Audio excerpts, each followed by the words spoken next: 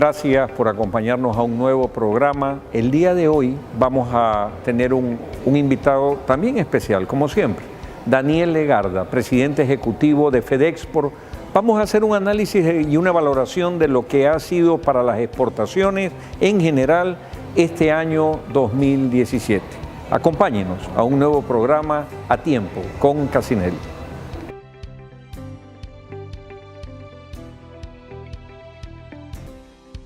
Muchas gracias.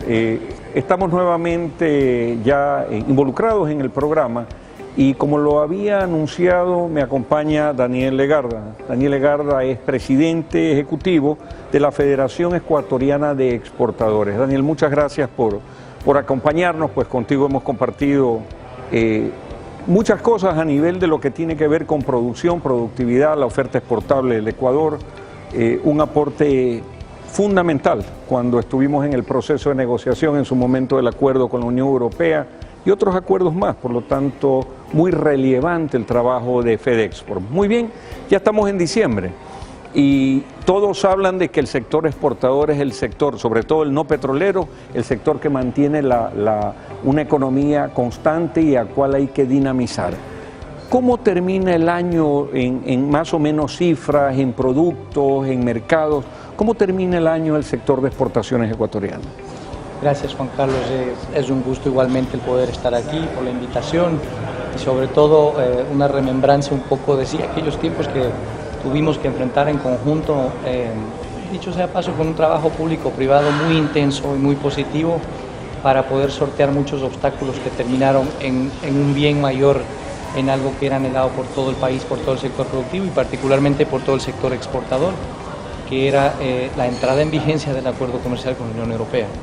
Y ese reconocimiento siempre va a estar, por supuesto, de nuestro lado. Así es que es un gusto acompañar por eso. El sector exportador cierra este año 2017 luego con un crecimiento. Va a ser, el crecimiento esperamos que sea alrededor del 7%. Esto significa más o menos 800 millones de dólares más en exportaciones que se estima que cerrarán el año. Esto es importante porque venimos de 2 años en donde el crecimiento fue negativo, es decir, al contrario, decrecieron nuestras ventas. Eso afectó, por supuesto. En materia no petrolera. En materia siempre no petrolera, ¿no? Cerramos en menos 5% el 2015 y menos 3% casi el 2016, entonces el repunte que vamos a tener en 2017 no deja de ser un tema que hay que resaltarlo. Daniel, 800 millones de dólares más en exportaciones. Nuevos mercados, nuevos destinos, mejores productos. A veces exportamos más en volumen, pero los precios caen. ¿Cómo están esos indicadores? A pesar de ese crecimiento, Juan Carlos, tenemos serios problemas que están impidiendo que nuestra oferta exportable aumente en número, o sea, que diversifiquemos productos y también el que vayamos a más países de destino. Y tiene que ver con la competitividad. A pesar de que ha habido este crecimiento, cada día las empresas exportadoras ganan menos dinero, ¿no? Porque sus márgenes se han achicado y esos márgenes se achican por un lado porque reciben menos ingresos desde el exterior y esto ha pasado sobre todo con productos no tradicionales, porque si separamos al banano, que ha tenido un importante repunte con las ventas hacia la Unión Europea, y camarón, que ha tenido un despliegue de competitividad y de productividad sobre todo muy importante, en los sectores no tradicionales el crecimiento es menor o hay muchos que tienen decrecimiento. Hablo de industrias manufactureras, sector de la madera, línea blanca, textiles, alimentos, snacks, una serie de sectores que están teniendo más afectación. Hay afectación, sin embargo, este año ya entran en vigencia, en plena vigencia, por ejemplo, algunos acuerdos de alcance parcial con Centroamérica. Entendería que eso crea unas expectativas también hacia el próximo año positivas, ¿no? Son temas positivos dentro de la agenda. El tema de la competitividad que me refiero es tal vez más de aspectos internos de nuestra economía y es en lo que hace falta trabajar, ¿no? Siempre hemos dicho que la competitividad viene por 2 pilares fundamentales, que es lo uno es lo que puedan hacer las empresas, mejorar su tecnología, invertir en recursos humanos, tener su personal capacitado, pero hay otro fundamental que es el acompañamiento de las políticas públicas. Y lo que hemos tenido en los últimos años es una afectación directa e indirecta de las políticas públicas que han actuado a través de un incremento de costos para el sector exportador. El país se ha vuelto entonces un destino caro para producir, caro para poder exportar también. y eso necesita una revisión integral de políticas públicas, de sectores, de encadenamientos, para poder repotenciar nuestras exportaciones. Esta afectación de competitividad, que recae en un incremento de costos y una reducción de los ingresos, es lo que impide que nosotros podamos aumentar de una forma más agresiva nuestros mercados y el número de productos que estemos exportando, ¿no? Nosotros desde la Federación de Exportadores, por lo tanto,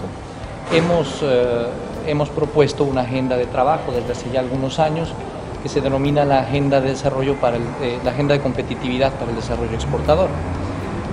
Y esta incluye muchos temas transversales a ser tratados que van a mejorar la competitividad, tratando de mirar la exportación no solo desde el punto de vista final de la empresa exportadora como tal, o de la empresa bananera, o de la empresa cacautera, o de la empresa de madera, o de la empresa de alimentos, sino a través de cadenas productivas.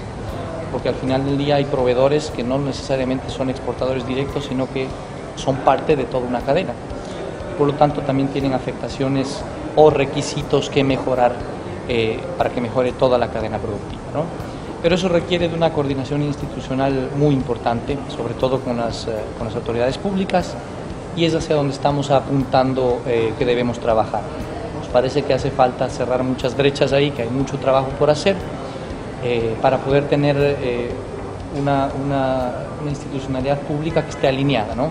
Que el Ministerio de Agricultura trabaje muy alineado con comercio exterior, muy alineado con industrias, y por sobre todas las cosas, que esos ministerios que son del frente productivo trabajen de una manera muy estrechamente coordinada con el frente económico, con los ministerios del frente económico, que es el Ministerio de Finanzas, Aduana, SRE y demás. Sin embargo, ahí siempre, Daniel, existe un problema, ¿no? Ahí en la parte que abordas, primero la interinstitucionalidad es sumamente importante en coordinación con el sector privado para poder identificar problemas y a través del esfuerzo público-privado encontrar soluciones. Ahí son estratégicos organismos como el ARSA, como Agrocalidad, hay una serie de mecanismos. El mismo COMEX se vuelve un aliado importante y ahí es donde más está esa interinstitucionalidad reflejada como un aporte fundamental en este impulso.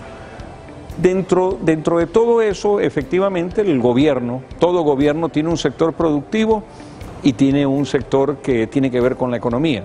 En economías dolarizadas, el de la economía propugna normalmente cuidar los dólares. El de la economía productiva, el sector productivo, intenta traer dólares.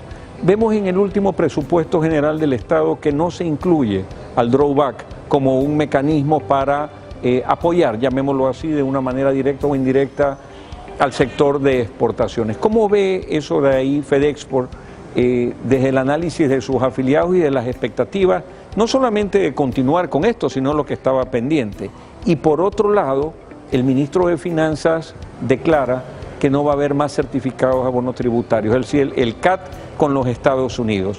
¿Cuál es la perspectiva que le genera esto al sector exportador? Vamos de lo particular a lo general para terminar en una idea un poco más gruesa que abarque todo.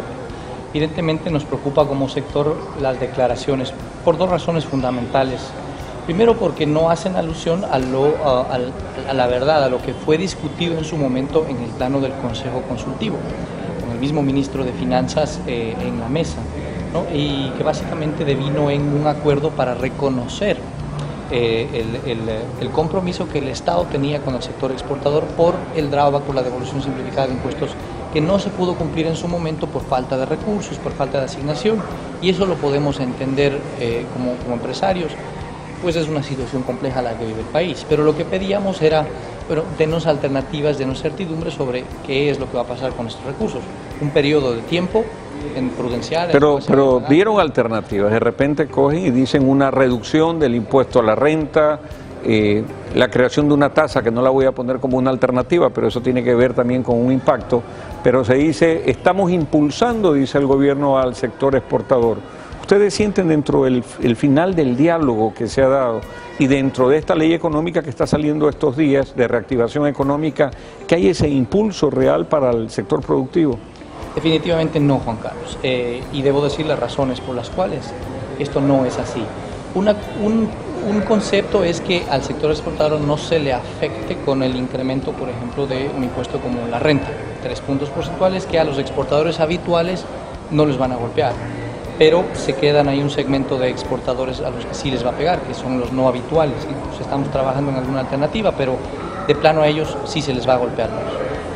Pero solamente con eso no se puede decir que no se está afectando y que se está promoviendo al sector exportador. Nosotros creemos que hace falta una política integral y nombro algunos de los temas que al momento mantienen una gran preocupación y por los cuales creemos que no se puede proponer al paquete económico como tal, como un paquete que apoya las exportaciones. No hay claridad en eso, ¿no? Por un lado no tenemos definición sobre cuál va a ser el mecanismo del drawback simplificado del año 2015. ¿No?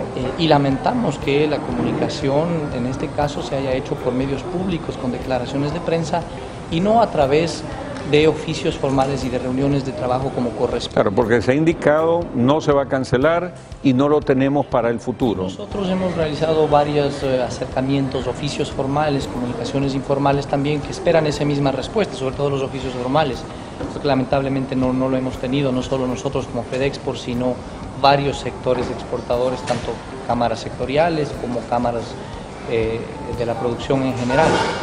No hay claridad sobre el drawback simplificado, no hay claridad sobre los certificados de abono tributario, el CAT, que era un mecanismo establecido a partir del año 2015, luego de que el Ecuador renunció a la posibilidad de retomar las preferencias arancelarias para la PPDA en Estados Unidos. Tampoco hay claridad sobre eso y estamos a puertas de que en Estados Unidos venza el sistema generalizado de preferencias, el SGP, que cubre alrededor de $400 millones de exportaciones anuales que no pagan arancel hasta el 31 de diciembre de este año, pero que a partir del próximo año van a verse en problemas, no saben cuál es la certidumbre. Ahí tenemos dos temas.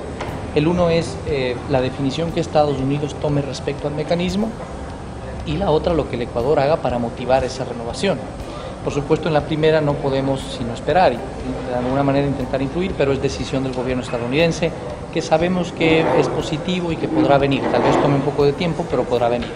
Pero en el otro aspecto que corresponde a qué está haciendo el Ecuador para cumplir con esos requisitos y poder motivar esa renovación, sí nos deja con incertidumbre y manifestamos la duda respecto a la prioridad que el gobierno nacional tiene con respecto a Estados Unidos y particularmente en lo que tiene que ver con comercio e inversiones. Vamos a hacer una pausa ahí, Daniel, vamos a hacer una pausa porque luego del corte quiero que hablemos de ese caso particular.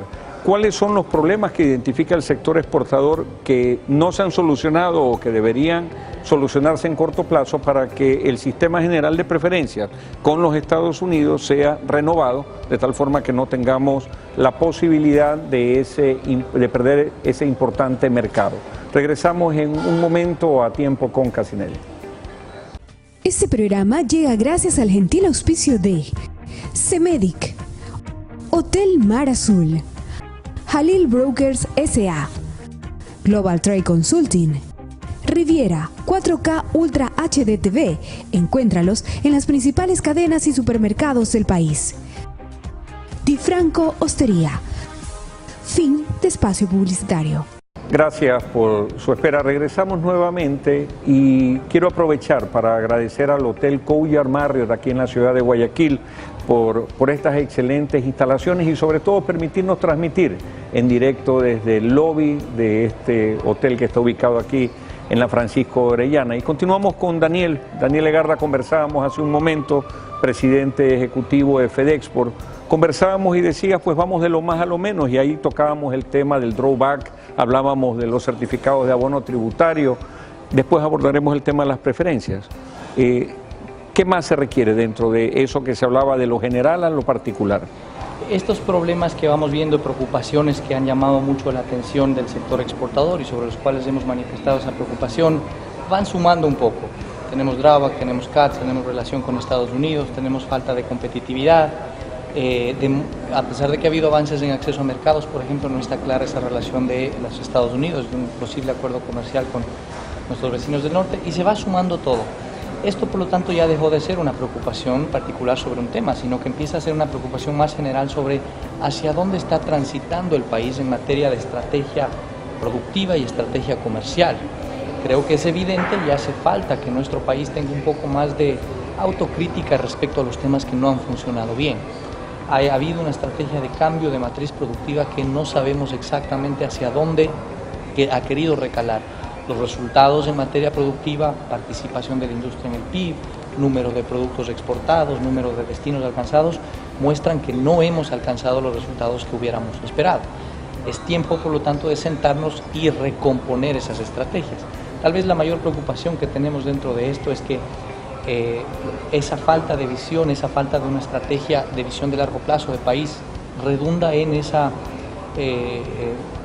descoordinación institucional entre lo productivo y lo económico, donde vemos que hay importantísimas actividades, por ejemplo el Ministerio de Comercio Exterior, que son positivas, de abrir agenda, de abrir inversiones, pero vemos una agenda del Ministerio de Economía, del Frente Económico en general, que parecería que no tiene interés en esa agenda y más bien pone medidas que terminan bloqueando en la práctica, ¿no? Esperemos que se articulen y ahora estamos pues de cara a otro tema que es un enorme desafío, Daniel, que no es otra cosa que la renovación de las preferencias arancelarias con los Estados Unidos. El sistema de preferencias vence en diciembre de este año, hay una enorme expectativa por saber si se va a renovar este sistema. Sin embargo, temas como los que tú comentabas, como el tema de la tasa aduanera que se ha incorporado, aparentemente se constituyen en irritantes. ¿Cuál es la perspectiva que tiene el sector exportador frente a la posibilidad de esta renovación? Bueno, hay dos perspectivas aquí, o dos temas que debemos sumar. La una es lo que Estados Unidos está haciendo y está pensando en materia de política comercial, y la otra lo que estamos haciendo nosotros para motivar una renovación. En la primera existe incertidumbre respecto al tiempo en el cual Estados Unidos va a aprobar el SGP.